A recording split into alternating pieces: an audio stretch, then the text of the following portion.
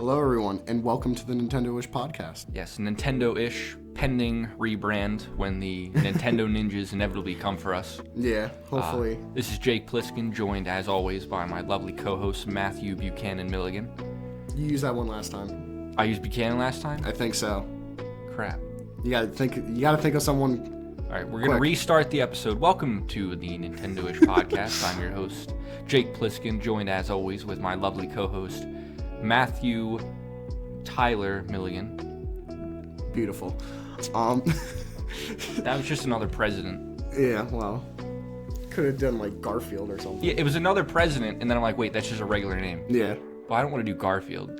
People who think Garfield's like ironically funny, and they have like a big fucking shelf full of Garfield plushies, like, what the fuck is wrong with you? Oh, well, I just thought of Oh, Garfield. you think that's ironically funny? Okay, haha, go watch Marvel movies, you brain dead moron.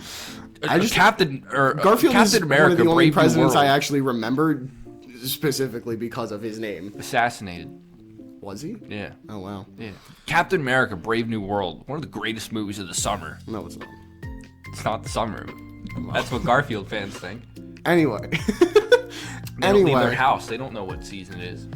Yeah, says us. Dude, come on. I left my house to come record this episode. Yeah, I left my house this morning to go get my mail. There you go. Walk fucking 100 feet. Yeah. I was going to go mountain biking because it's nice out. And It is getting nice out. air leaked out of my tires over the winter. Just, pressure yeah. and all that, so I got to fill it up, and I don't know how to work the air pressure thing. I forgot to ask my dad. Yeah. I'm an idiot because I don't know what air pressure my tires should be at. Far into the ish already. Yeah. It's the start of the episode. Yeah. Yeah, I can fill the tires. I just don't know what pressure they should be at. You know what I mean? Which sounds stupid, but like, I just don't know. Well, you take that down. Wait, no, I don't want to say that on the podcast. Never mind. All right. I was going to tell you to take it to, No. certain mechanic. But, yeah, he better be paying us. Yeah, we're not sponsored, exactly. If he wants us to promote that. We're just promoting Nintendo and Sony and Sega and Xbox. Well, maybe Xbox. Which does Speaking bring of us which, nicely into our first topic. Before we started recording, Zach we were having started going on a rant. Well, I went on a couple rants as soon as we sat down, and it's a shame the mic wasn't running because people could have learned a thing or two. But we'll get into all those topics actually. But the main one is you don't think Xbox is going to release another console? As I told Matthew here, I would bet my eyes and the souls of my forefathers that Xbox will not make another console. There's no point to that. I couldn't tell you what the name of their new one is even. Their marketing's awful. I think it's the Xbox Series X or Series S. Exactly. Well, so okay, I will say Nintendo this. Switch 2. No question. PS5. No questions. Yeah, I think they're Neo Geo Well, Pocket. I think the Xbox Series S was the quote unquote previous generation, and then the Series S is kind of like the Switch 2, where it's just an upgraded version of the Series X, but it's essentially the same thing. They went from 1 as far as my knowledge They went from 1 to 360 to 1 again. Why did they go from just Xbox to Xbox 360? You want to know why? I do want to know why. Because it was coming out the same time as the PS3, and they didn't want to look like they were behind. So they were gonna call it. They were gonna call it the Xbox 3, and then they added the 60 to the end, so they didn't look like idiots. Because they didn't want to see. They're at the 3. We can't be at the 2. Well, yeah, no, that is weird. Like, because I thought it was marketing. Well, I thought it had to do something with like, obviously 360 degrees in a circle, but in it's Xbox. It doesn't make any sense. The Xbox 360, the Xbox Circular. What, they think they smart? Dude, are we doing geometry? Hold on. Imagine they did that. Do you know Imagine they pulled from? a GameCube and they made the Xbox 360 a fucking circle. They made it an X shape. Did you see that prototype? The original Xbox. Yeah, I know. That's so stupid. I do remember that. Well, even the original Xbox does still have, a protruding X from it. That's like the bulkiest console ever. It's like that and like the launch PS3, they're huge.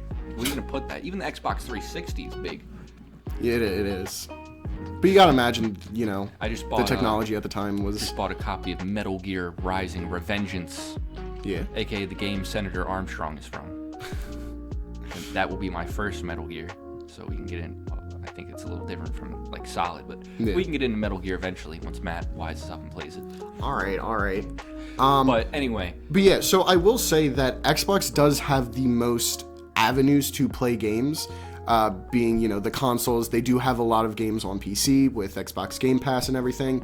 They've ported, a good few games to Switch, and I don't know their situation with Sony, but I assume, at least one or two Xbox games are on PlayStation, or at the very least, the ones that are on Switch are also on PlayStation. Yeah, could you imagine if when Microsoft bought Mojang, they made Minecraft console exclusive to Xbox?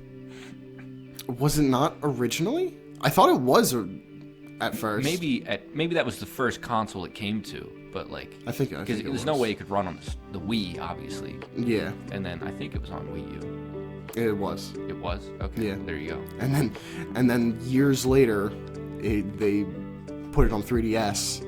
That was on 3DS? Yeah, made no sense.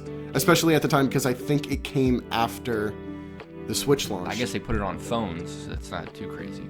Yeah, but even still. But like, I'm gonna look that up real quick. When did... Alright, yeah, fact checker, Jerry, get on that. But I just don't see Xbox making another console. There's no point. Like, this one, I don't think their new console is doing too great. The marketing is awful. Like, I can't name it. You don't know for sure. So, like, why go through the effort and millions of dollars when they have Xbox Live and can just put that on everything? I think they even said recently, and this is why I was thinking about it, they've said stuff about putting Xbox Live on other consoles. Yeah.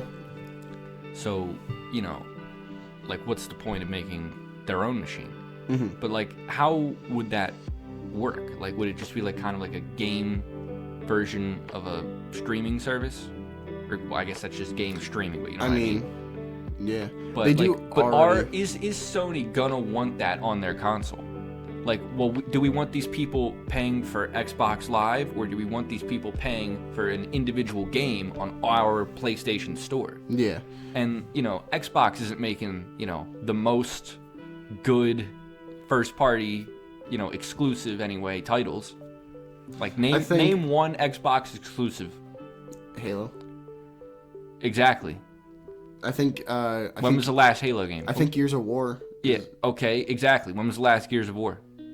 I think Gears 5 is coming out. Why is it always exactly coming out? I don't. They've got 2 series anyone can name, and well, I know they have more. Because we only play Nintendo, or I specifically in this instance, I don't know many Xbox. You only play Nintendo, like the drone you are. All right. I was just, actually, I was literally playing GameCube all day.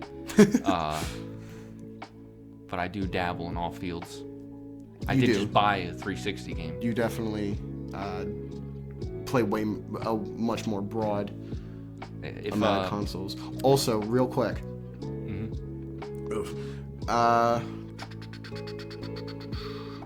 The game Minecraft on 3DS. The game was digitally released worldwide on September 20th, 2018. Oh, digital? What? Hold on. I didn't see that. After the Switch came out. Hold on. When the dying breaths of the 3DS. It was released. This is from fandom.com, which, Take that with a grain of salt. We have our opinions on. Shitty it was released... company, shitty website format. Do not use it if you have the option. Minecraft 3DS. It was released digitally on the Nintendo eShop simultaneously in North America and Japan on September 13th, 2017, hours after its announcement during a Nintendo Direct, and physically in North America on November 10th. Physically? Yeah, it was a physical. It did release physically. Was it new 3DS exclusive? I don't know. I think Minecraft new Nintendo 3DS edition. So yeah, that makes sense. It did. How you move the camera. Yeah, hours after its announcement during a Nintendo Direct. What am I saying? And physically in North America on November 10th, 2017. The game was digitally released worldwide on September 20th, 2018, 1 year, 7 days after the original release. So either way, yes, it was after. You have to wonder how good that version is. It's probably dog shit. I don't know. Terraria on 3DS is infamously very bad. Well, everyone wanted a 3DS port because when you think about it, it does make sense. You have your One thing I dislike about Minecraft on consoles, and this isn't really something that you can completely fix, is how the inventory works, because you have to do it with either the D-pad or the analog stick, and with the analog stick, the cursor feels really slow, so inventory management, like I said, feels really slow. Otherwise, you have to use the D-pad, but when you use the D-pad and you hit one direction, it doesn't continue scrolling. It only goes over one square, so you have to repeatedly, the D-pad, and as someone who grew up playing it on PC, I never could stand playing it on console. Like, my brother played it on 360, and I tried it. I'm like, what the fuck is this? I only played it on console, but Pleb. I've actually been... If it's not Java Edition, it's not Minecraft. Okay. Let's stir up some controversy to get viewers. If it's not Java, it's not Minecraft, and I don't know why there's a debate. Bedrock is objectively inferior. I don't know why people argue over this, but people just like to fight instead of taking political action. In all honesty, I surrogate don't activities. know the real difference, because I will say I do hear a lot of people say that Java is better overall. It is. Why?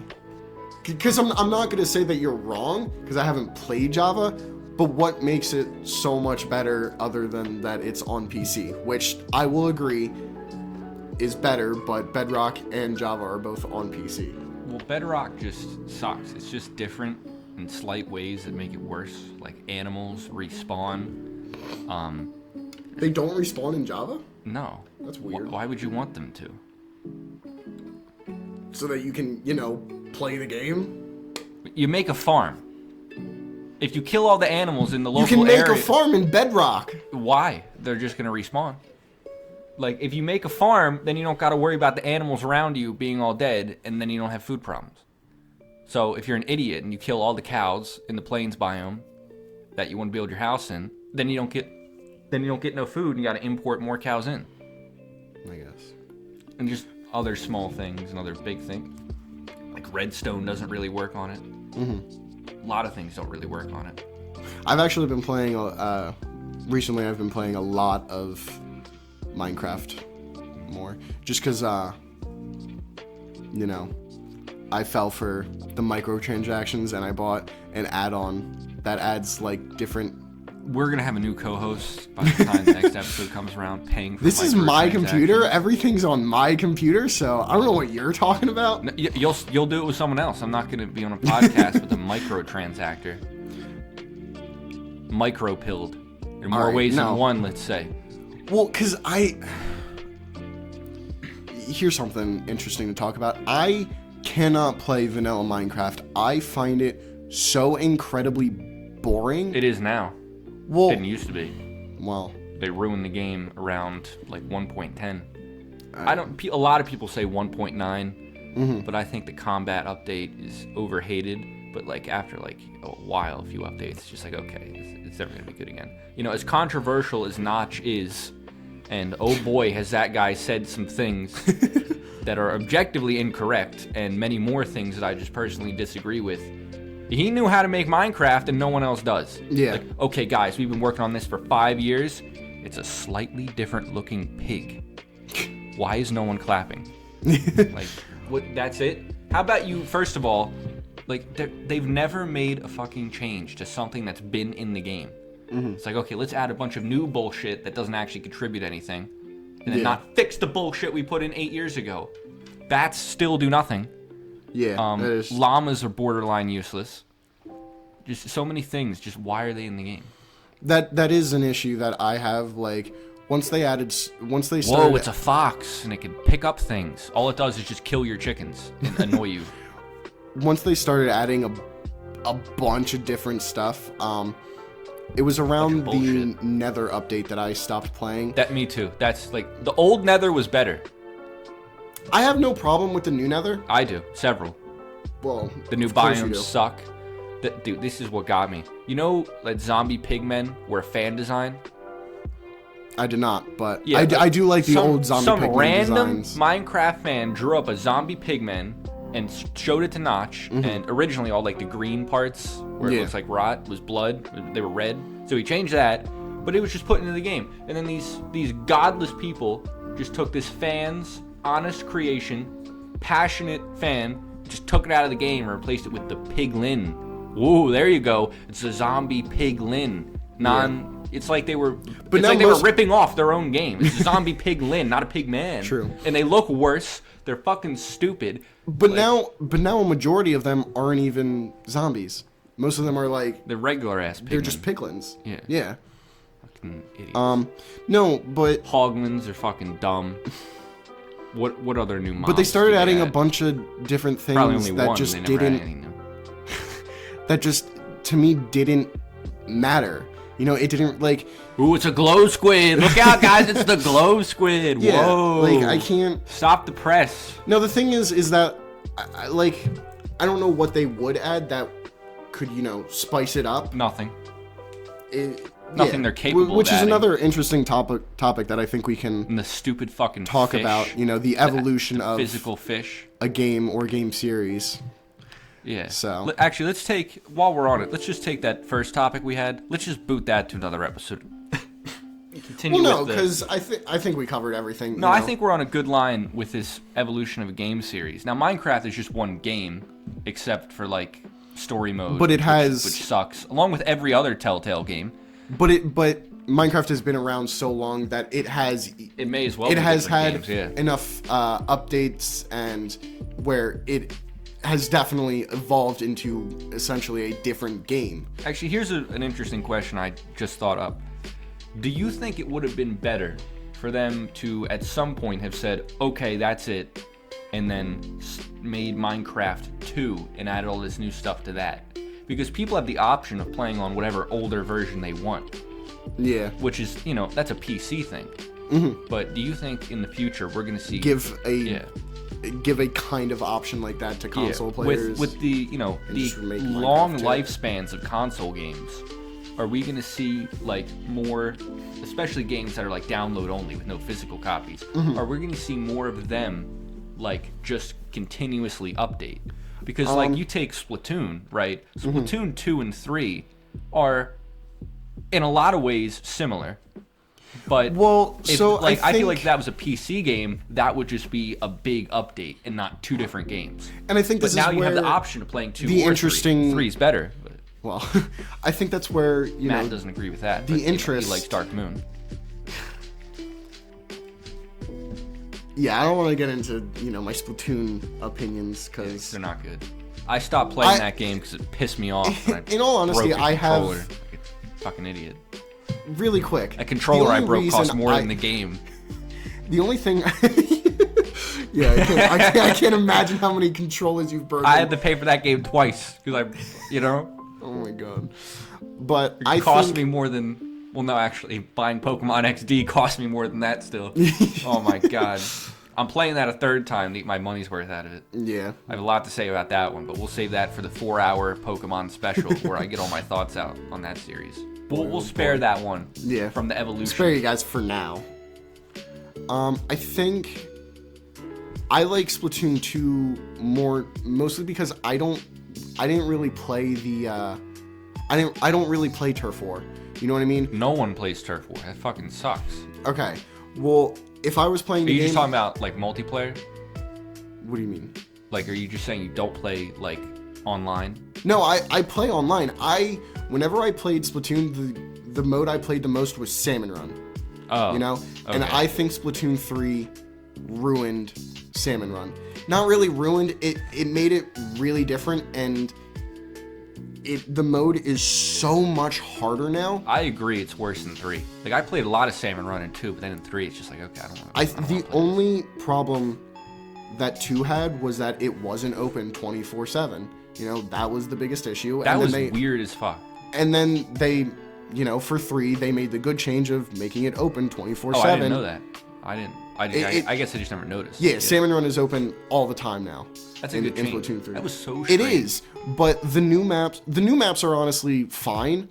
Splatoon 2 really only had like 2 good maps for Salmon Run anyway. I don't completely agree with that. I think the maps are fine. I think 3 has a few strange maps, but my problem is mostly with the original maps.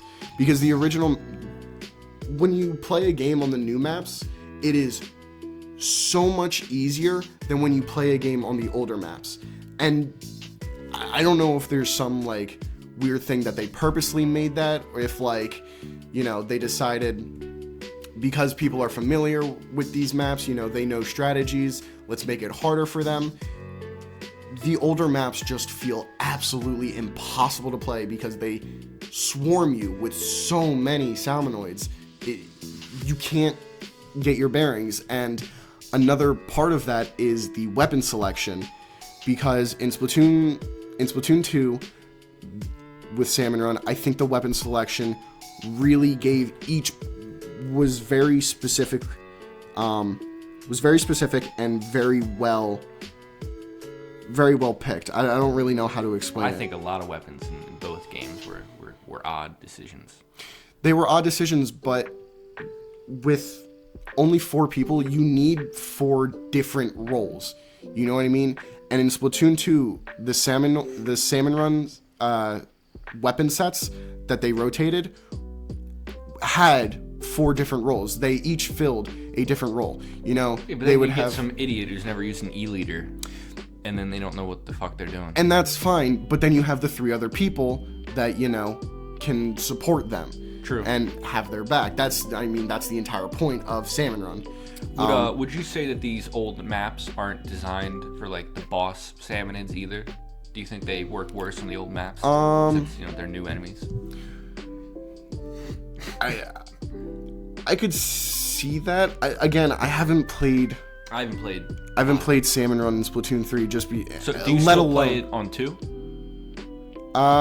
No. Ever since I stopped playing 3, I just kind of dropped it. Yeah, fair enough. I'll play want 4 to, when that's probably a launch title or within like the first year or 2. I do want to replay the story mode in 2 and Octo expansion in 2, and then replay the story mode in 3, because I do think the story mode in 3 is fine. It's fun. It's interesting.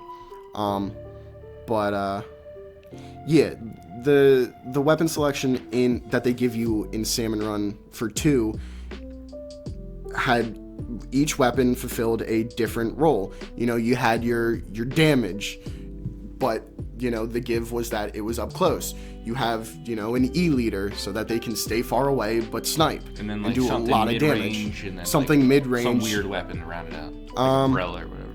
Yeah, pretty much. In Splatoon 3, it does not feel balanced in that way. The weapon selection that they give you really feels completely random. Whereas Splatoon 2, it felt like they were specifically picked out for, you know, balancing it out. And now you just have, you know, you could have 4 buckets on a team, which is like, that doesn't make any sense. Well, I mean, to be fair, I don't know if like I think that's actually possible. I think you could have 4 different buckets and it would be all 4 different roles. Like you have Tri-Slosher, and then regular Slosher, Dread Ringer, and then Sloshing Machine, and then my point is that you'll have Explosher, yeah. You'll have I loved Explosher, dude. I would destroy people with that when I played.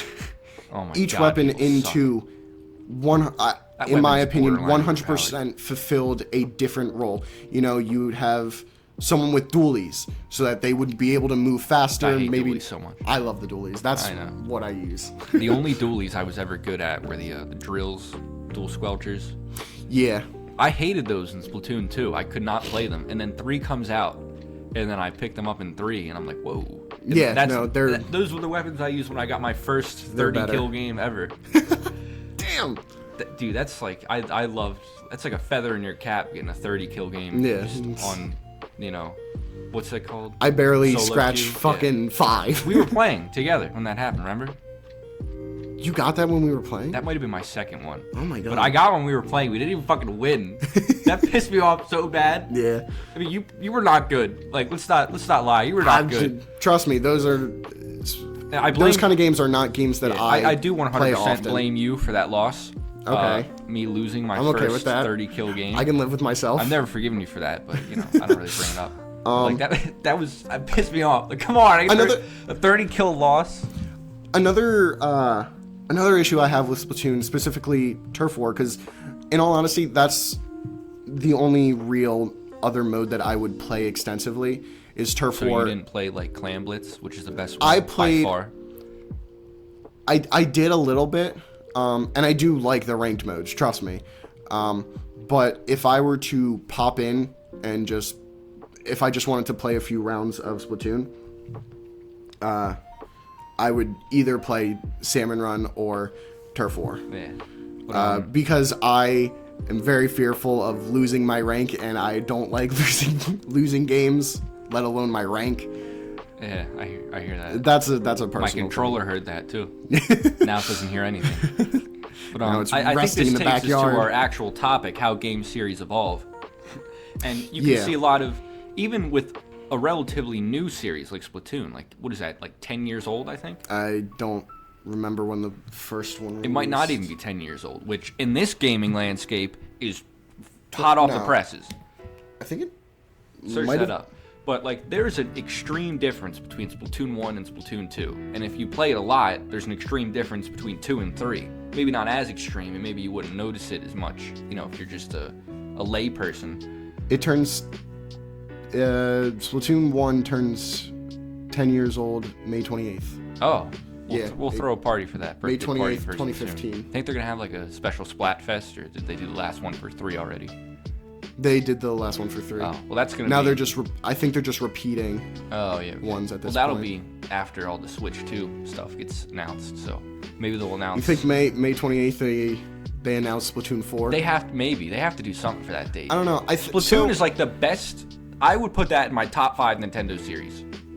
Every Nintendo series, and it's brand new. I can agree Look with at that. A brand new IP doing major numbers and making good games when people fucking try. Yeah. Concord, take notes. Concord's completely shut down now, so don't just shut down your studios, fucking Warner Brothers. And now the Nemesis system isn't going to be in another game for fucking 13 years. Patented until 2038. Really? And now Wonder Woman's not getting a game. And who doesn't like Wonder Woman? Like, the Gal Gadot movies are fucking stupid and suck, but, like, Wonder Woman is just dope. And, like, when was the last good superhero game? Spider-Man? No. Yeah. No. Wow. Oh, it's a 3D action game. Make something real.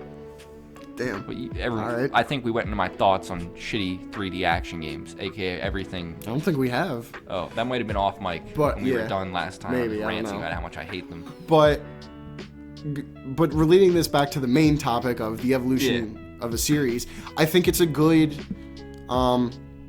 I think actually Minecraft and Splatoon, how they have both changed and evolved, is a very interesting comparison, because Minecraft has stayed the same while adding more stuff, while Splatoon has also stayed the same and essentially just adding more stuff. Yeah, it's taken away some maps, but I think it's just added features.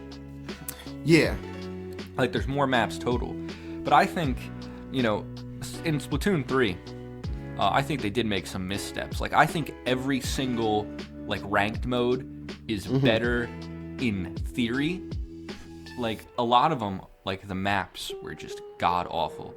Like, in 3? Yeah, at launch anyway. I think they've cleaned most of them up by now. But there were I think most of the maps, again, to be fair, I have not played.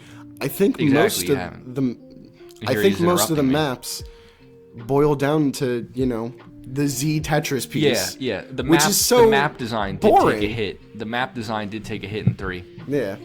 But Hammerhead Bridge splat zones, that was nearly unplayable at launch because like the zone was in the middle and there was one way to get to it. Like you couldn't flank any other direction. Like there was one way to get to it. So if they had like an explosher and 3 people who weren't stupid and they like won like the initial, push in, it was over. It was Yeah, like you need, and then like, you just have to suffer for. Yeah, that's like what I hated. Like that's what made me break my controller. Just like getting put like against someone who's really good and then like being like I played 11 games and I lost 11 in a row because the same guy was on the enemy team every single time. And then another time when I broke my other controller, I just remembered I broke 2. It's embarrassing, but it is extremely embarrassing. At least I didn't do it in public. We own up to our embarrassing. Yeah, very embarrassing. But mistakes. like they just beat us in the first 20 seconds, and then I just have to sit there getting spawn camped. It's like, what the fuck is this bullshit? Like, oh my god. And like I didn't smash either of them. I just like had the controller gripped in my hands, and I just. Oh, you just crushed them. Like fucking, I clenched out. How strong are you? Goddamn. I mean, I don't want to brag, but I'm pretty strong. But I just clenched them out of rage, and I just it was a Pro controller. The first one I broke, and it just snapped one of the handles off. Oh my which god. Like maybe it would still work. I mean, I don't know if it needs a handle, but I never tried. It wouldn't be comfortable. And then the other one, I was just playing on my Switch, and I went like, shit, and I snapped one of the Joy-Cons right off of it. Oh my god. And then I had to look up a tutorial. Did the rail break? Yeah, no, it was still on there, so I had to look up a tutorial how to get off a broken Joy-Con. There's like, Nintendo's smart, they put a thing inside of it that unlocks it. But it's like, you know what the tutorial said? I could only find one on YouTube, and it was like, hey guys, my 5-year-old broke this Joy-Con. And then I'm like, you know what? Fair. But like, have you seen those videos of like Smash players breaking their controllers in public? Yes. How do you live that down? You don't. Leffen did that. Leffen the punk bitch. Big Melee player, if you don't know. Oh, I do want to say, for Splatoon, I think another issue I have with it is whenever I go to play a casual match of Turf War, Splatoon 2, when I played Splatoon 2, when it first released especially, it wasn't filled with a bunch of sweats. Like I could like AKA people who are good at the game. Well, I am bad at the game. Not Matt. But even still, I was able to go in and win a few matches in a row and then lose a few matches. Like it was I gotta check some information. It was a give and take, even though yes, I am not great at the game. In Splatoon 3, maybe, the apparent awful playing on my part became way more apparent and obvious to me, and that's what frustrated me more. But it felt like everyone was just a tryhard, even in Turf War. I was. I know you are. Well, I actually destroyed people in Turf War because in Splatoon 1, I never played ranked because that came out when I was a kid, and all I would do was play Turf War with the arrow spray. Yeah. And like, the arrow spray is known to be like. Yeah. In Splatoon 2, like where it tells you how many games you've won in a row, or like if you win one, it goes up one, and then if you lose, it goes down one. But the more higher the number is, the more you lose. Yeah. So like you lose 3. Like if you won one, I think that number is at like 35. Yeah. Because like all I would do, because it's so easy. Yeah. Because like I'm actually good with the weapon at like killing people, which is like that's a 5-hit kill weapon. Do you know that? I did not. It's 5 hits to That's kill. insane. It's more than anything else. Yeah. It's the worst weapon for killing people, but it paints like crazy, so you can just outpaint people. Yeah. Although, don't do that during Splatfest, please, because then it's just nothing but arrow sprays, and then everyone dies. I hated Splatfests so much. They were unplayable because it was just kids fucking playing Turf War. Yeah. But again, coming back to the main topic, I think, because like I said, Minecraft and Splatoon kind of have stayed the same throughout their series or, throughout the history of the game, but they do it they have updated and changed the games in very different ways, because I think in Splatoon, even just adding more weapons completely changes how the game is played. There's new roles, there's new specials, and you have to work around playing those. You have to think up of new strategies, whereas Minecraft adds a bunch of stuff, but the core... It's not substantial. The core gameplay is still the same. And yeah, it's not substantial enough. This is why I don't diss 1.9 as much as other people's do. Because that added the elytra, the wings. That was added in 1.9? Yeah, when did that come out? Oh, years ago. Well, I know that. Maybe like 20... Because as far as I can remember... 2018. Really? Yeah. That's still It's older than you think. Check that, Jerry, check that. But like that, the elytra are such a quintessential thing in Minecraft now. Which, like, I don't really think of them because I did the bulk of my Minecraft playing before they were added. Yeah, well, that's February 29th, 2016. Right? 16. Hold on. No, February 29th is what I'm thinking. Oh, that's leap day. It's a leap year. That's such a strange, like, I don't know, very coincidental, I'm assuming. I guess so. But 2016, goddamn. That's what it's saying. This update overhauled the combat system, among other... Yeah, like, what have they added that's like the elytra? Nothing. Well, like, so... the mace, I think, which they just added, I guess you do cool things with that. But nothing has, like, overhauled the gameplay. Even the cave update, which personally... I didn't know people were like, let's get a cave update. I thought caves were fine. I think the cave update is actually really cool. I really like the cave update. I think the new caves are worse. I think it's fucking stupid. I think they added a bunch of stupid bullshit that didn't need to be in the game. And like the way caves are, I think they just suck now. I think it just ruined the generation of worlds.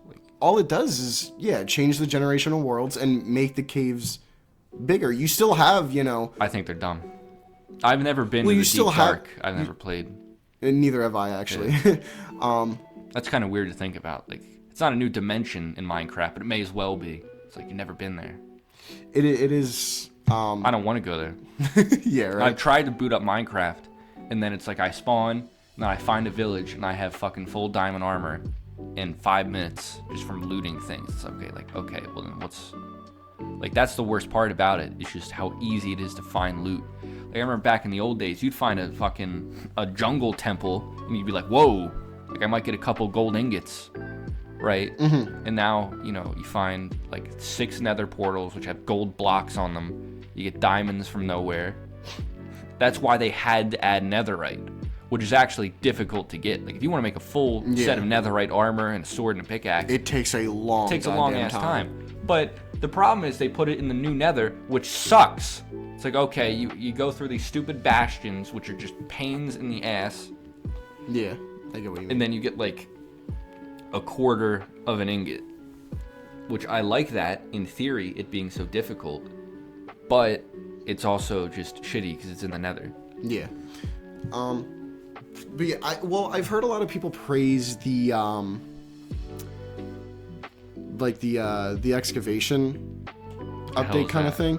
So I stopped following this nonsense. As far as I know, there are artifacts hidden within like sand and inside dirt. Yeah, I remember that. Yeah. I didn't know that came out. I thought it was stupid. Yeah. Well, like I said, I've heard a lot of people praise it, but what does that actually add that changes the game? Not too many blocks too.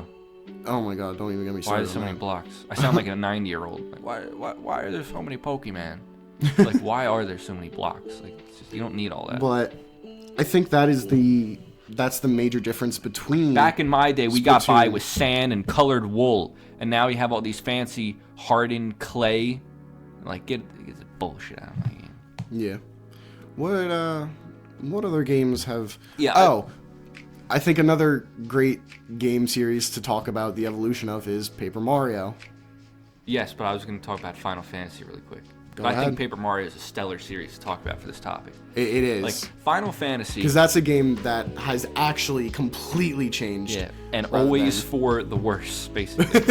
But Final Fantasy, the first 4 games, they're old school JRPGs. Yeah. They're purely turn-based. Mm-hmm. But then from 5 to 8, mm-hmm. and I think and 9, they used, it's called the ATB gauge. Basically like an FF1, you had 4 characters, and it'd be like, okay, you attack, use a spell. Yes. Use a spell. But in Final Fantasy V onward, each character had their own timer. And when that timer was full, you could use your move. So which kept it a lot more engaging. Yeah. Yeah, it's like, okay. That does seem a lot more interesting. That seems annoying if implemented incorrectly. It can be. And I'll get into that. But I think Final Fantasy V might be my favorite Final Fantasy game. That's interesting. And it was the first game to use the ATV. And I think it honestly did it the best, frankly. And I love that game. It's amazing. But Final Fantasy VI is like a fan favorite. And I can't get into it because I hate the ATV gauge in that game. I don't know why. I just don't like it. And then, Final Fantasy VII uses it, and that's fine. That game's overrated. I haven't played 8 yet. And the way 8 works, I don't plan to. But we could talk about how 8 does things. But this is just the battle system. Yeah. And then 9 uses it, and I haven't played 9 yet. I do want to play 9, I just haven't. But Final Fantasy... Excuse me. Final Fantasy X went back to purely turn-based. Yeah. And then, 11 was an MMO, so we won't count that for this. Fair enough. But then Final Fantasy X-2, hell of a name of a game there, it went back to the ATB system. But they innovated, quote-unquote, by making it lightning fast. Like, I hate the battle system. So at that point, it didn't matter? Basically, like, I hate the battle system in Final Fantasy X too. Because I love Final Fantasy X, so of course I want to play the sequel. Yeah. But the battle system just sucks.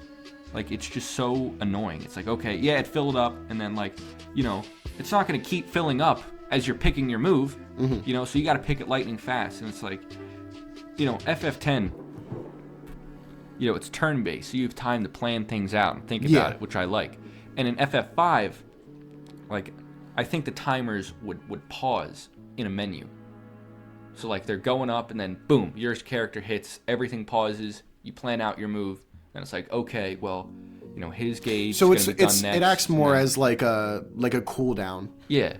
Okay, so when you're in a menu, it doesn't continue to count down, but when you're in the battle. Yeah, but Final Fantasy That seems like combining, because I know that the Final Fantasy series eventually does go on to be more of like an action RPG, like Xenoblade. The worst decision not like Xenoblade. These games are bad. Well, my point is that in the fighting style. Yeah. You know what I mean? Which 12 was when that happened. Really? Which 12 is another one I haven't played. I think like 9 and 12 are the only Final Fantasy games left that I want to play. But when you think about it, that's that evolution does kind of make sense. Whether it's good or not is, obviously debatable. Whichever one you prefer is debatable. But I do think, having the action RPG and then evolving it to, have the timer, have the cooldown, makes it more interesting and evolves, how you plan your strategies. But Final Fantasy X did something interesting. Like, when, the timers pause, you can see, like, whose is going to be up next. Now, you can't see the enemies, obviously. Yeah. But in Final Fantasy X, it's turn-based. But there's a thing on the screen that tells you who is going next turn. And different attacks make it take longer for your character's next turn to come up. So you could say, okay, I could hit this guy all out, but it's probably not going to kill him, and he gets to go before me. Yeah. Or I could hit him with 2 weaker attacks that might add up to more than one big attack and kill him before he can hit me again. Interesting. Which I think, pardon me, that's one of the best battle systems in the history of RPGs. Final Fantasy X. So good it got ripped off by a Lord of the Rings game, which is pretty funny. I know. That game's pretty cool too if you don't care about the story making sense. I know. I think Octopath Traveler did a similar thing where it shows the order of turns. I don't know if different attacks took a different amount of time, but that is interesting where you can see the timeline, but depending on what attack you pick, it can change, and that is interesting. Yeah, my dream RPG would be basically like Bug Fable mixed with that thing from FF10 with a little bit of Xenoblade sprinkled on top. But Final Fantasy XII, its combat system is actually fairly similar to Xenoblade. It's like that MMO style where you're always auto-attacking, and then I think in FF12 you like pause to do your like big attacks, where Yeah. in Xenoblade you just use your arts as you're doing things. But I haven't played 12 yet. It looks really interesting. And then I don't know what the fuck is going on in Final Fantasy 13 or 13-2, which another fucking hell of a name there. Or Final Fantasy Real creative there. 13 Lightning Returns.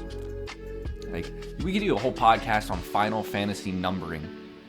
Like, 1 was 1 in America. You want to talk about 2 Final and 3 Fantasy never came out. numbering? Let's not get into Kingdom Hearts. That's exactly what I was about to say. Kingdom Hearts is probably 2.5 the worst. HD remaster. It's a real game. Like, Yeah. Like Final Fantasy, Kingdom Hearts 2, the third game in the series. I real quick want to look up what the longest Kingdom Hearts name is. Yeah, I was watching a YouTube video earlier today where someone said that Final Fantasy or Kingdom Hearts 2, the third game in the series. Come on, man, what are you doing? What is the longest Kingdom Hearts 2.5. Kingdom Hearts title. It's like Kingdom Hearts 2.5 interlude before epilogue HD remaster. It's like what the fuck are you doing?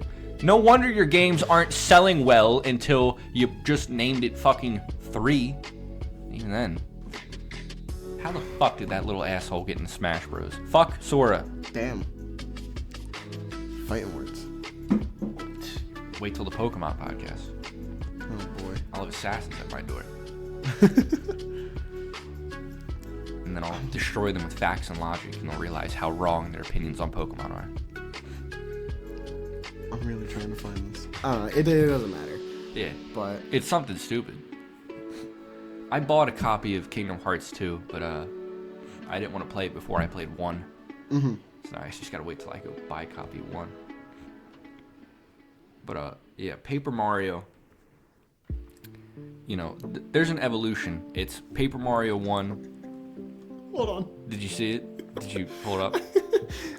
I gotta show you this because most of it makes sense until you get to the very end. Is that real? I think? That can't be real. Wait, no. Let me read that out. Go ahead. Kingdom Hearts 2.999, 472 nights minus 4x cubed. Okay. That can't be real. I can't imagine. And if it is, that's sad. Naming a game something, Final Fantasy 2.5 is real, but like, Yeah. naming a game 2.5 is some serious shit. The comment right under. He's on Reddit, by the way. So Well, if okay. he thought this guy had good You don't opinions. gotta out me like that. Out as a Redditor. Mary, I another don't Redditor. actually have. Mary, an you know account. who you are. I'm calling you out on this podcast if you ever listen to it. Mary? A woman who uses Reddit. Oh my god, stop. Obviously Let's not not. attractive. Let's not. And annoying. The comment right below it is, I can't tell if this is a joke or not. Well, it's Reddit. No one can tell if anything's a joke. Well, I guess that's fair. Yeah. So, no revelations there. But But anyway, Paper Mario. yeah, It okay. it evolved from 1 in the Thousand Year Door, and then Thousand Year Door took a hiatus for 20 years, and then Bug Fable came out. And let's not worry about what happened in between. Do you not like Super Paper Mario? I like that game, but it's not an evolution of the Paper Mario formula or battle system. It's just its own thing. That I can agree with. Yeah. That's fair. And then, what was after Super? Color Splash or Sticker Star? Sticker Star. Yeah, that tried to be something resembling an RPG, but they had like the design fucking, flaws are. They had the Z team, like fucking make that. Like Yeah. not Nintendo's A team, not the B team that No, makes they had- Luigi's Mansion and They sucked. gave But Paper Mario to like, you these know, people they hired off the street. the game developers Yeah. immediately out of college that Yeah. had the lowest grades. Yeah. Sakimoto Nakamura, who knocked on their door begging for a job. They say, okay, go make Sticker Star. It's an interesting game to look at design wise and how It's a sad game awful to it look is. Yeah. But the development history is also pretty interesting. I can't recite it right now because I'm at. Yeah. not too familiar with Chugga it, but I have heard it Chugga before. Conroy's got like a 5-hour long video about why Sticker I've Star seen sucks. it, yeah. I watched it as it came out. I've never seen like the whole thing together. They did find that missing E3 trailer. Yeah, no one cared about that game so hard that the trailer went missing because no one wanted to see it again. Like, what the fuck? Well, no, I believe that was like a beta build of the game entirely. Yeah, what could have been? Partners. Who would have thought? Yeah, Partners. A real Paper Mario game. But I think they were more in line with how Partners are in Origami King, where you don't actually control them. Well, then what's the point of that? And then it's like, what were they thinking with Color Splash? Like, I don't suppose. Well, because they tried to evolve, what Sticker Star. Exactly. Sticker Star was such a step back when they evolved on it. It was still worse than the first one. It's dog shit. Yeah. And they're like, what did they do in Origami King with these fucking rings? Like, the problem is that you can't evolve. It's a dead end. It's an evolutionary dead end. Essentially, you can't improve a completely flawed system like they have, like the battles in Sticker Star. They went off that and not Thousand Year Door, which is what they should have done. So they took something that doesn't work and then tried to fucking slapdash and MacGyver it into being a functional system, which of course is never going to work. I do. Well, okay. They restarted Metroid Prime 4 because it didn't work. They should have done that with Sticker Star. They should have made something from the bottom up. Splash. Jesus. They should have remade it from the bottom up, which I think is what they did with the Origami King. But that game is stupid. Like, why are there rings in my RPG? This isn't Sonic. Sorry. Those are leaves blowing. Yeah. Sonic had an RPG, and guess what? It's a big pile of shit. Yeah. Although I wish they would try again. Like, come on. That's another great, that would be awesome. A great game series that we can talk about. Yeah. Though I don't know if we want to talk about Sonic. Well, I think like Sonic 1 to like 3 and Knuckles, it was just an evolution. Yes, they definitely changed things. Well, so the interesting about Sonic 1, 2, and 3 is that they didn't change anything. They didn't change anything mechanically. I think necessarily the physics are the same. I think. Well, yeah. So the physics, the movement, and the abilities Sonic has are relatively the same, other than hanging on tails in 2, whatever. So mechanically, those games are relatively the same. Isn't the spin dash one too? Okay, so the spin dash. I don't think you can spin dash more. No, you can't. Yeah. But mechanically, overall, in general, they are the same. But the way they change it is through the zones, which is another interesting thing. You don't have to change a game mechanically to evolve the series. Yeah, they just changed the flow of gameplay, because every zone in the first one had like 3 acts. Yeah. And then in like the second and third one, it was only 2. Which I think makes more sense. Yeah. Which it just makes the game flow better. Like you're supposed to be going fast, Well, and then in Sonic the Hedgehog 4, each zone had 3 acts. That game. We don't talk about Sonic 4. Yeah, steaming pile of shit. I think Sonic 5 coming soon, maybe. That'd be interesting. Yeah, well, so the point of Sonic is to go fast, but I think 1, 2, and 3 are inherently flawed games because of that, though. Oh, whoa. Flawed games, Sonic 3? I like Sonic 1, 2, and 3. I have played them. Beating them is Sniper debatable. outside already. Yeah. I have played them. I have not beaten all of them, I will admit. God. I have played them all. The problem is that, and honestly, this is nothing new. This is not a new original opinion. It's a platformer, which is an inherently slower kind of gameplay style, where especially when you need to be more precise, where you're landing on platforms, you need to if you need to jump on enemies, you don't need to go fast. Going fast can get you hit more often. You know what I mean? Well, then you just get good.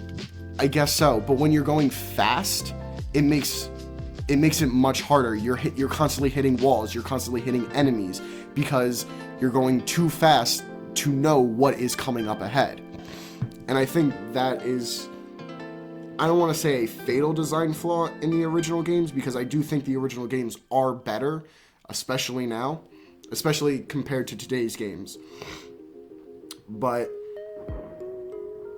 I think that is an incredible flaw in the design of Sonic. If you kind of understand what I mean.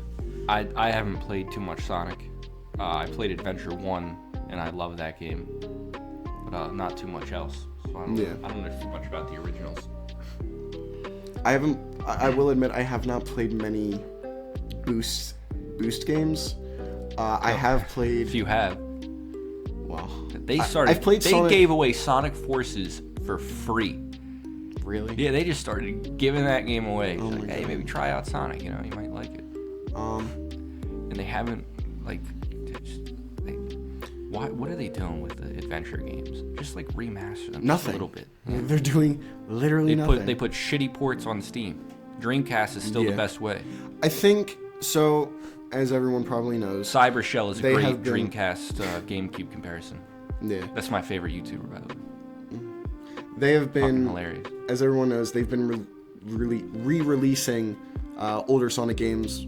Well, not too much older. They started with... They've been selling Colors. Sonic 1, 2, and 3 every year for $40. But I'm talking about the remasters, Sonic Colors. They redid Sonic Generations, and that was a good one. I didn't like Sonic Generations. I got the remaster for Shadow Generations. Shadow Generations is very good. I didn't like Generations. I didn't like 3. I don't even like Sonic, really. No. I love Sonic. I love Sonic. I just hate every single game. I just like him as a concept. I mean, you can like the character, but not like the games. That's almost where I am if I didn't like Adventure. I just Sonic's cool. I like the movie. Yeah. The third one and the second one. But yeah, I got Sonic Generations plus Shadow Generations, and I thought Shadow Generations was really, really good. I really liked it. And then, but before that, I played Sonic Generations, and I didn't like it all that much. It felt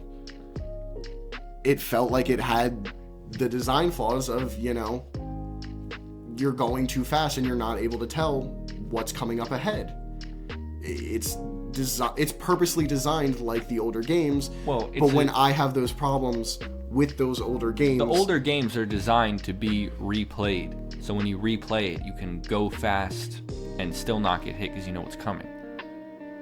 A lot of older games aren't designed to be played once, which I think is a major flaw of modern game design. What? Sorry. I zoned out a little bit. Yeah, the older Sonic games are meant to be replayed. Yes. Which is why so many autistic people like them, because they like doing the same thing over and over. Which, that's not a joke. That's just a big reason.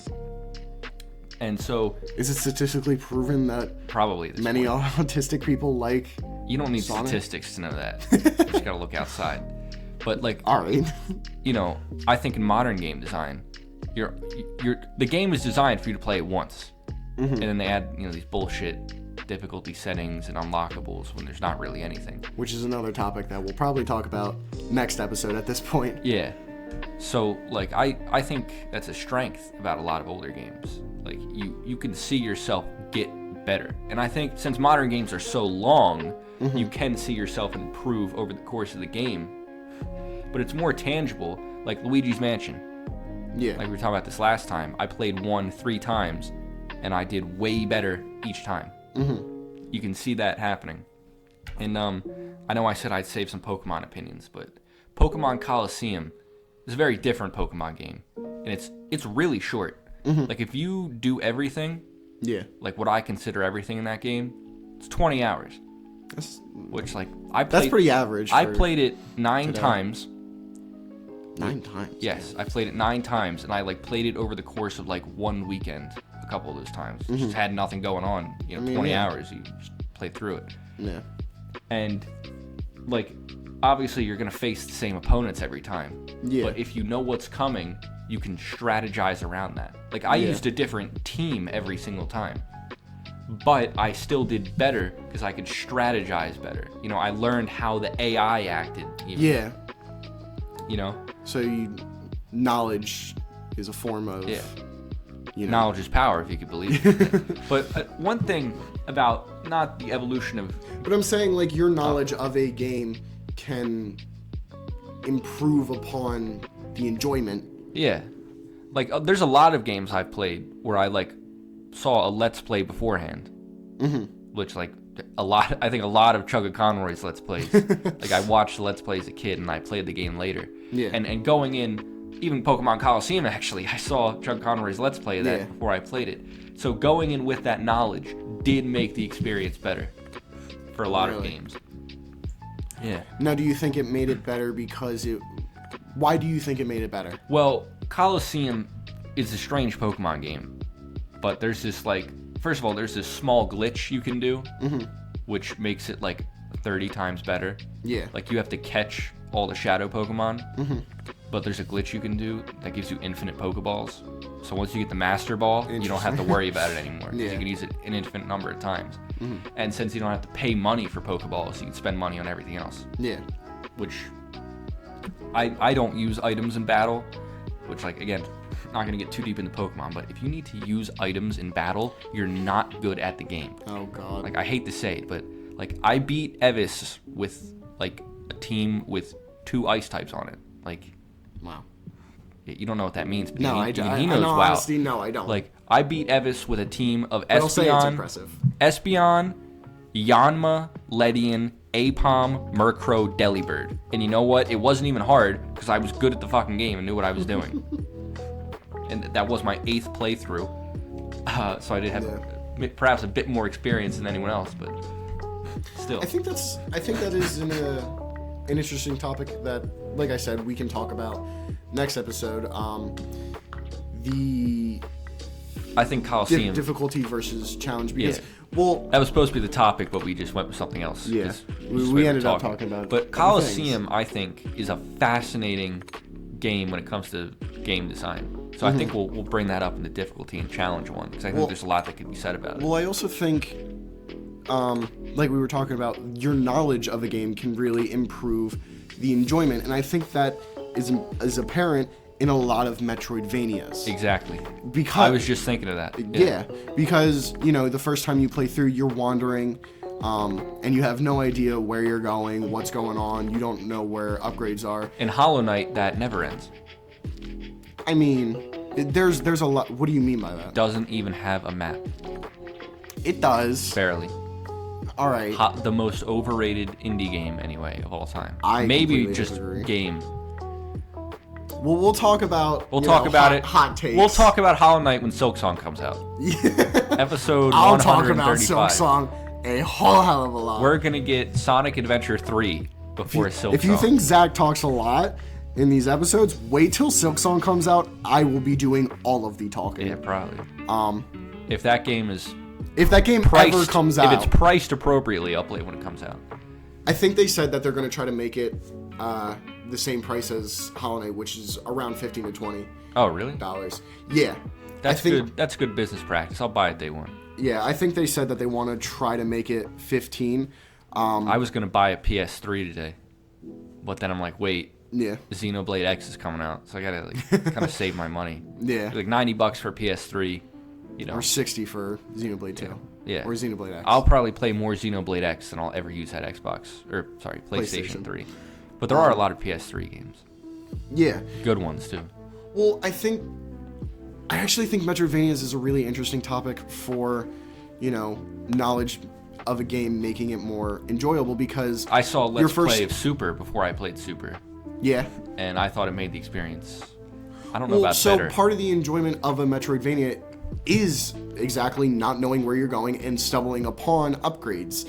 But then you replay it, you know where things are. Maybe not everything, but you have a better idea of what's going on, where things are. And that can also add to the enjoyment, or, you know, equal out the enjoyment, because you're not stuck at the lowest power in the beginning. You know, you feel yourself getting upgraded faster, and that being able to do things faster is just as satisfying as stumbling upon an upgrade, which can also relate to Pikmin, you know? Well, because when you think about it, Pikmin 1 anyway is kind of, I don't want to say it's kind of a Metroidvania. That would be a hot take. Well, when you think about it, it is designed kind of similarly. There's no upgrades. you get different Pikmin, which allow you to do different things. Fair enough. And in 2, there are just actual upgrades. Yeah, but 5-man knapsack, very useful. It is if you're glitching the game, but you seen the crazy shit people do in Pikmin? I've seen the crazy shit people do in Pikmin 1, not Pikmin 2. I will admit that. Dude, Pikmin, I love that. We will do another episode on... Shout out to Pikmin I'm Only Here 2. for Pikmin, the best Pikmin YouTuber, and Press A, who does the best Pikmin challenge runs. I've seen Press A. Yeah, that shit's awesome. Yeah. And what was the name of that guy? What did he do? Fuck. He did a run where he doesn't grow Pikmin. Oh, that's interesting. Yeah, that's wild. But anyway, in Pikmin, yeah, especially Pikmin 1, you have the limited amount of days, and part of the fun is doing it as fast as possible, while also having that stress, specifically on a first playthrough. And then going through it, you have more knowledge, and being able to do it faster, essentially getting a high score when you think about it. Specifically in Pikmin. Because in Metroidvanias, there is no score, so it's different. But in a lot of Metroidvanias, it's your time completion.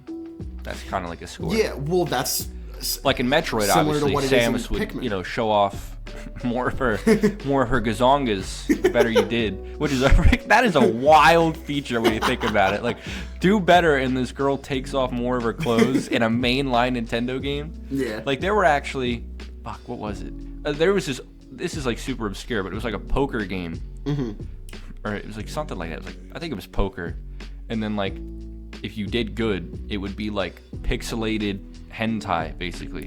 What? Yeah, crazy games out there. Oh my god! But in a mainline Nintendo game, that's awesome. Yeah, but it's on the NES. Like, it's not anything serious. Yeah, well, that's just great. So funny. They did it for Super and.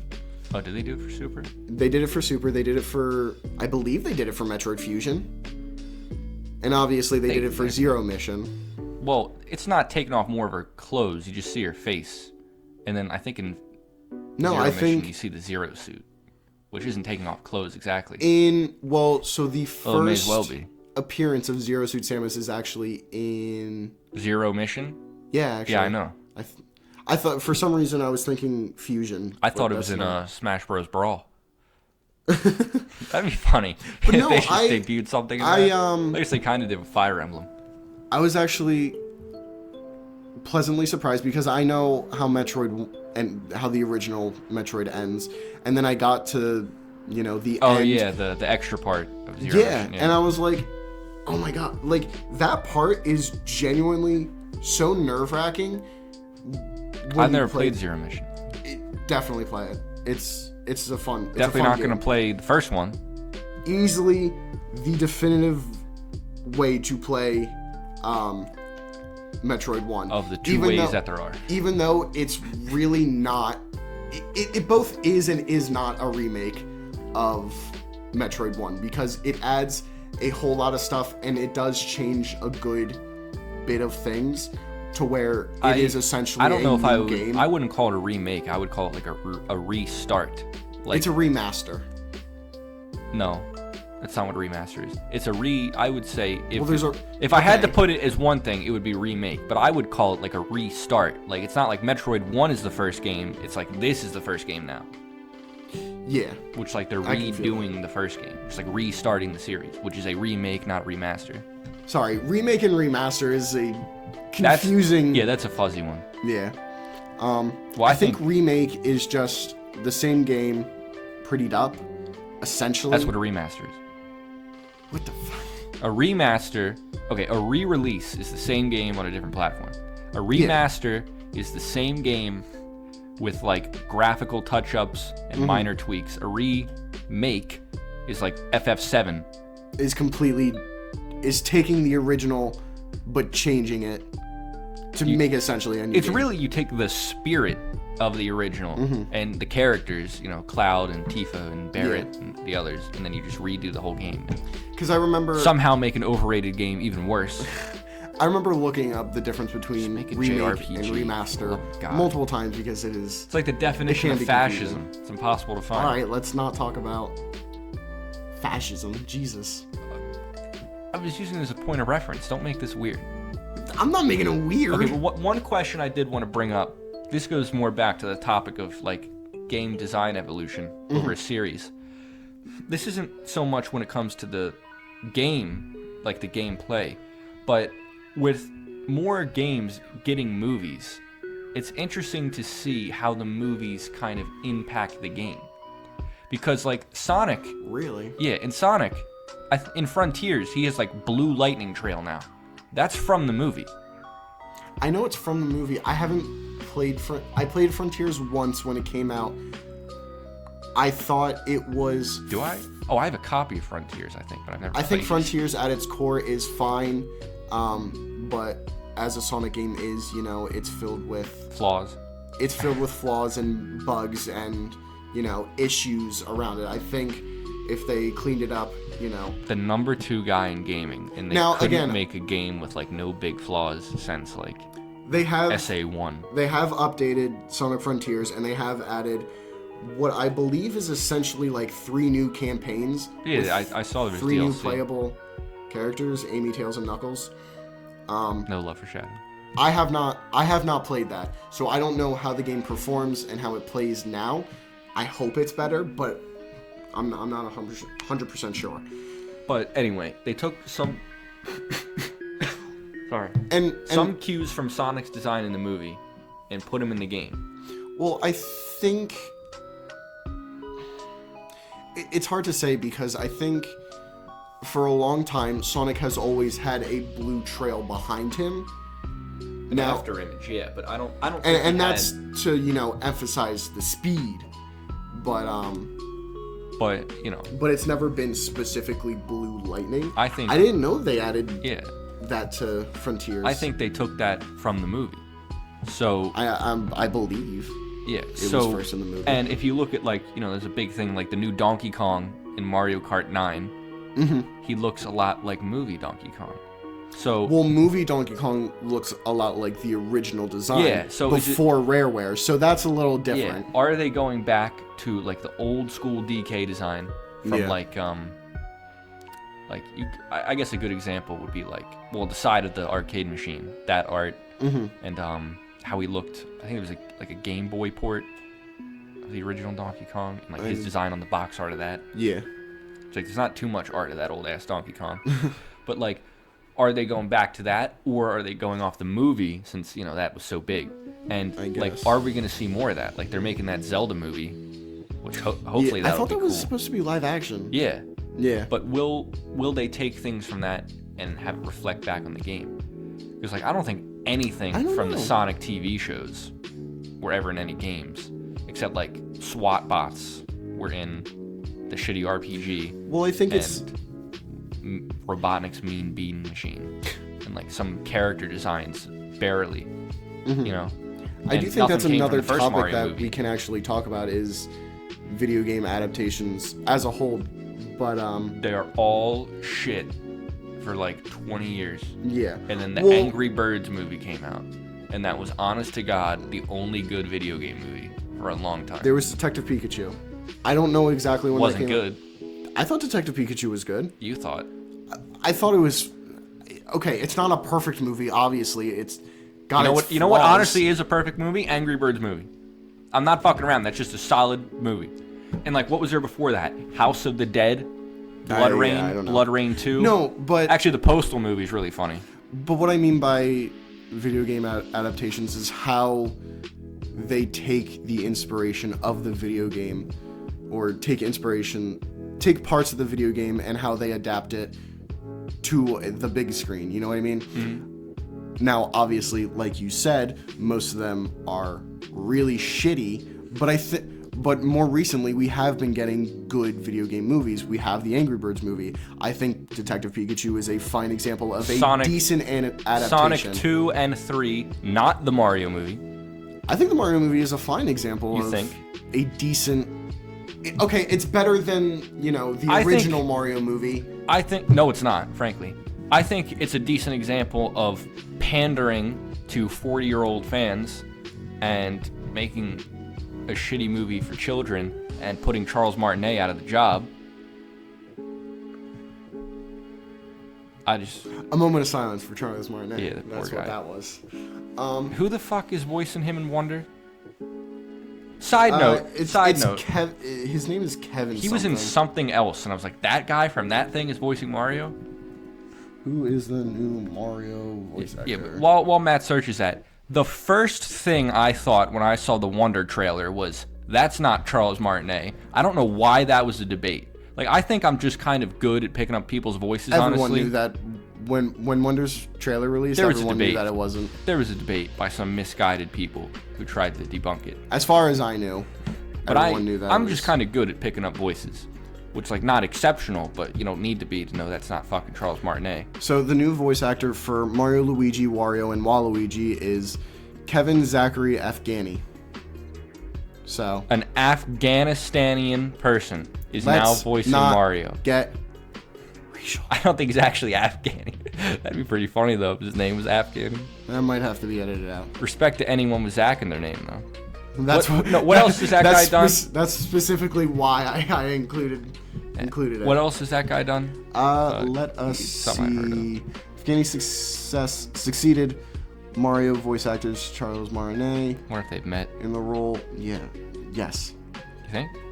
Yeah. What did he say? Hey Charles, I'm taking your job. No. When did they ever meet? Filmography. Ooh. You're not gonna like this one. He was in Genshin Impact. Stop the podcast. Stop the podcast. That's what I remember seeing.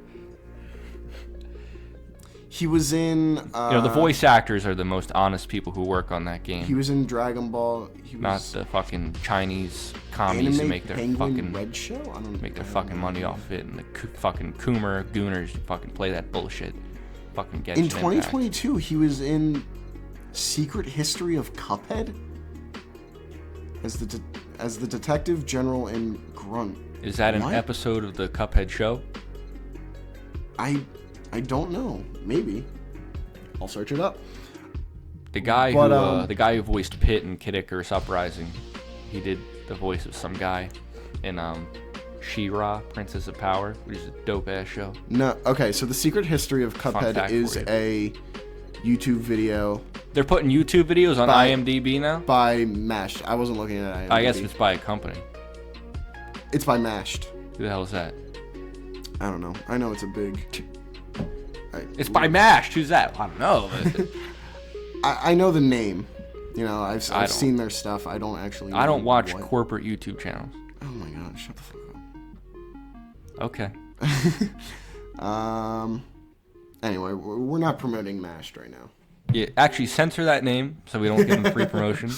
I mean, people can look it up. It's not like... Okay, don't censor Cybershell, though.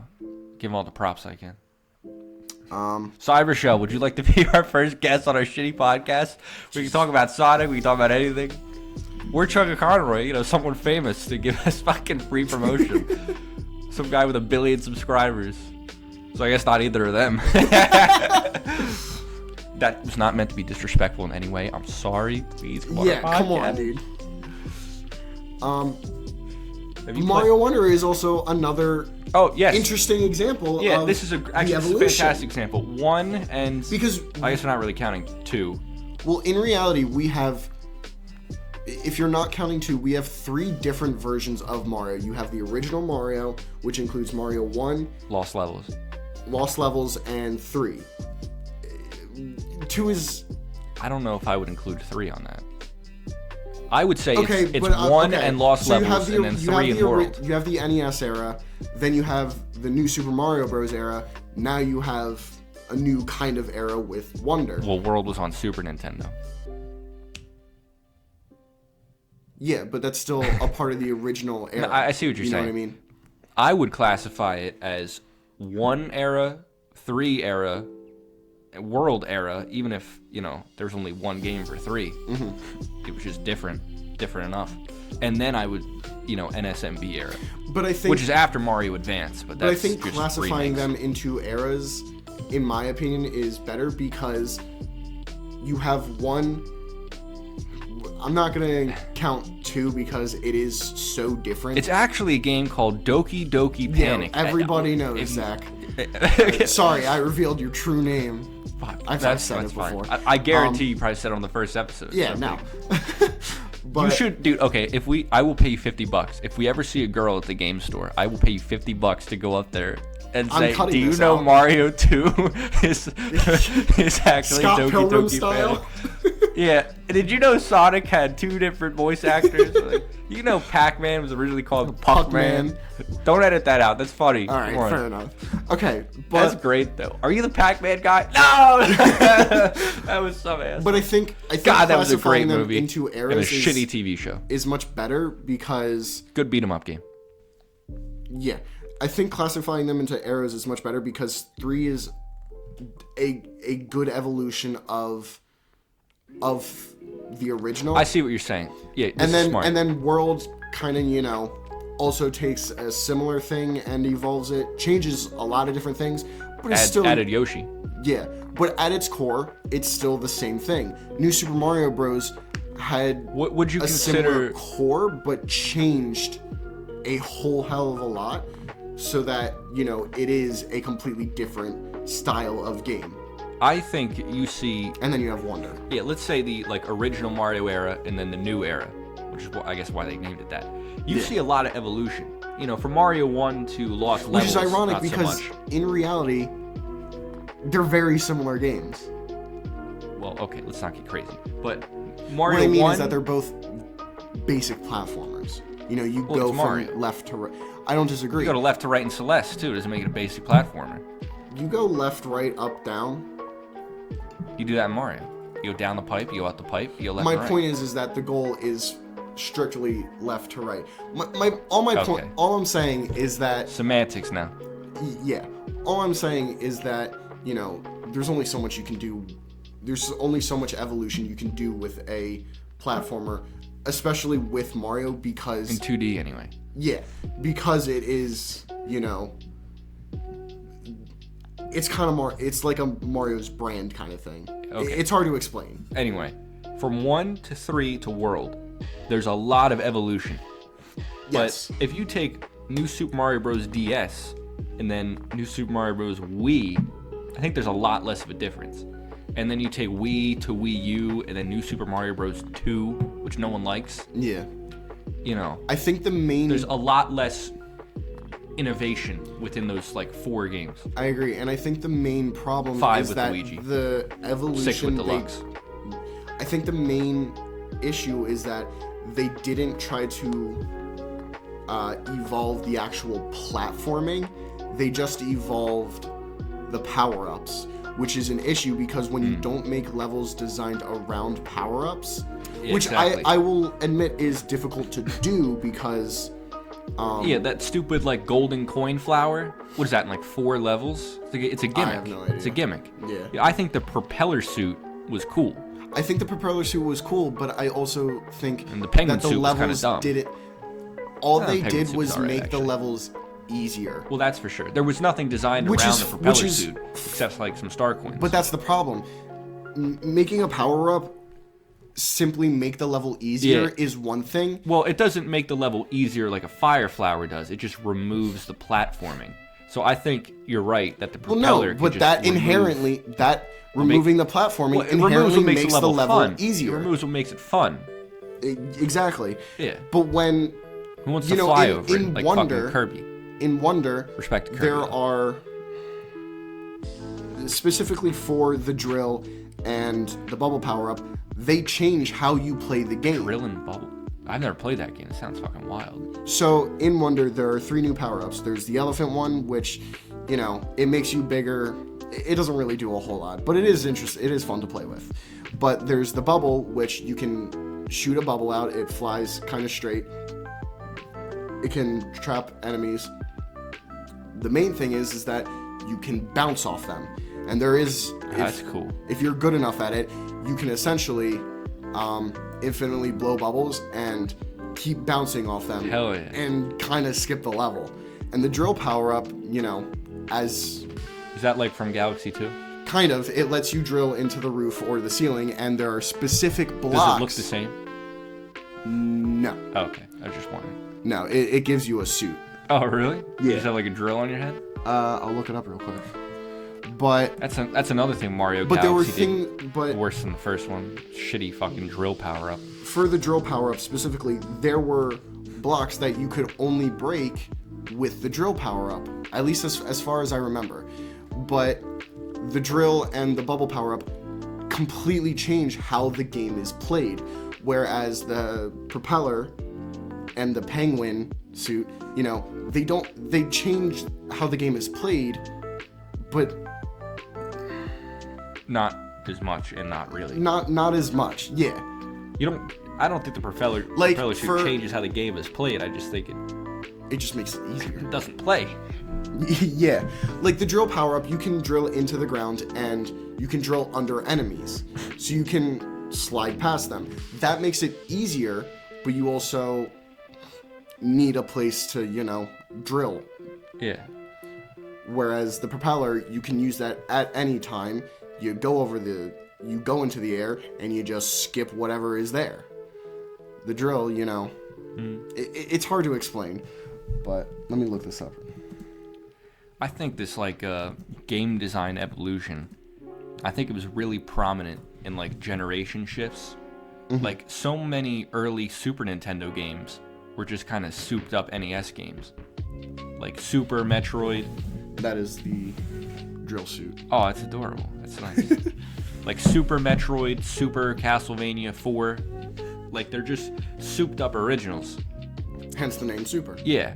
But, you know, rather than, you know, the N64's adding 64 to everything. Yeah. And then, you know, Star Fox to Star Fox 64. Mm-hmm. It's basically the same exact game. Yeah. Except one is really a fucking pain in the ass and hard to look at, and the other, Star Fox 64, is one of the best games ever made. So, although Star Fox 2, I would say, was an actual evolution of the series. Just never came out. Well, rough. Till like fucking 20 years later. I will say we are running the time. We are running a little bit. Burning the midnight oil. Yeah. We're running out of time for this at episode. So I think p.m. to recap things, I think the way to evolve a series and how it does it is to keep the main idea, keep the core gameplay similar, but add different mechanics that work with the original. Yeah, you want to iterate rather on than what just made people adding like a the bunch game. Of random shit that doesn't matter. Or taking like things Minecraft. away. Like if you look at Super or Metroid, taking things away. There was not a true spiritual sequel to Super Metroid until Dread. Yeah. Like, that's crazy to think about. Because like the next 2D one was Fusion, which may as well be fucking level based and sucks. Yeah.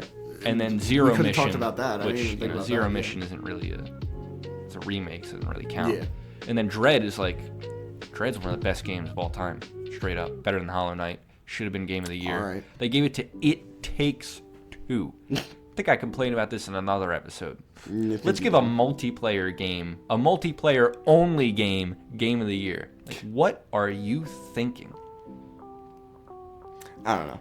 But, yeah, I think, like I said, to Jeff recap, Keighley's okay, though. Just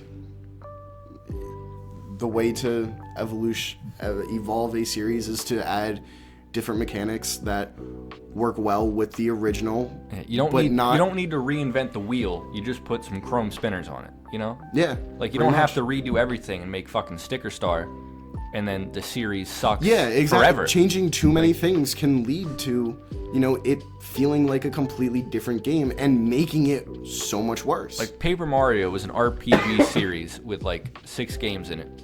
7, I think, right? Paper Mario? Yeah. 6?